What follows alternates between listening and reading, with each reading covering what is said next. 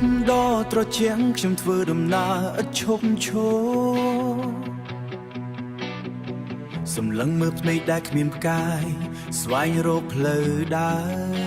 រ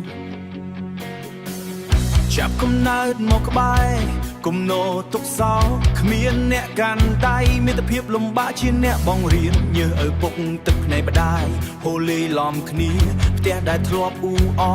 បែរជាប្រែជាស្ងប់ស្ងាត់គេសើចំអត់ថាខ្ញុំជាមនុស្សបានសង្គមដើរលើដីខ្សាច់ខណៈគេហោះលើមេឃខ្ពស់ទោះបីវាសនាអាក្រក់តែខ្ញុំមិនព្រមចោះចាញ់ហើមដែលនៅសល់គឺដើម្បីតស៊ូយកឈ្នះវាខ្ញុំជាមនុស្សអាភ័ព្វតែចិត្តខ្ញុំរឹងដូចថ្មទឹកភ្នែកហូរចោះតែគោលដៅនៅតែច្បាស់ថ្ងៃណាមួយខ្ញុំនឹងហោះឡើងឲ្យដល់កងពូ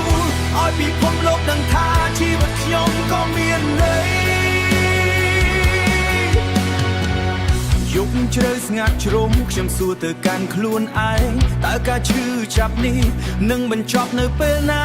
តែសំឡេងក្នុងទ្រូងបានបង្គាប់ឲ្យខ្ញុំក្រោកឈរព្រោះអ្នកដែលធ្លាក់ដល់បាតគឺអាចហក់បានខ្ពស់បំផុតខ្ញុំដើរកាត់ខ្យល់ឈូសដើម្បីរកកម្លាំងពិតទោះគ្មានអ្នកជឿជាក់តែខ្ញុំមិនដែលបោះបង់ខ្លួនឯងថ្ងៃនេះក្រសត់តែថ្ងៃស្អែកអាចផ្លាស់ប្ដូរមនុស្សដែលគេមើងងាយនឹងខ្លាចជាអ្នកជោគជ័យដំណក់ទឹកភ្នែកមិនមែនជាភាពទន់ជ្រាយតែវាជាស្នូដាងនៃភាពអត់ធ្មត់របស់ខ្ញុំផ្លូវកាន់តែឆ្ងាយជើងកាន់តែរឹងមាំថ្ងៃណាមួយជីវិតខ្ញុំនឹងភ្លឺជាងព្រះអាទិត្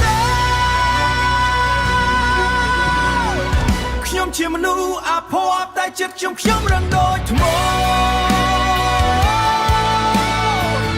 ទឹកភ្នែកហូរចោះតែគោលដៅនៅតែច្បាស់ថ្ងៃណាមួយខ្ញុំនឹងហោះឡើងឲ្យដល់កងពូឲ្យពិភពលោកដឹងថាជីវិតខ្ញុំក៏មានដូចស្លើមនុស្សដែលអ្នកមើលរំលងនៅថ្ងៃនេះ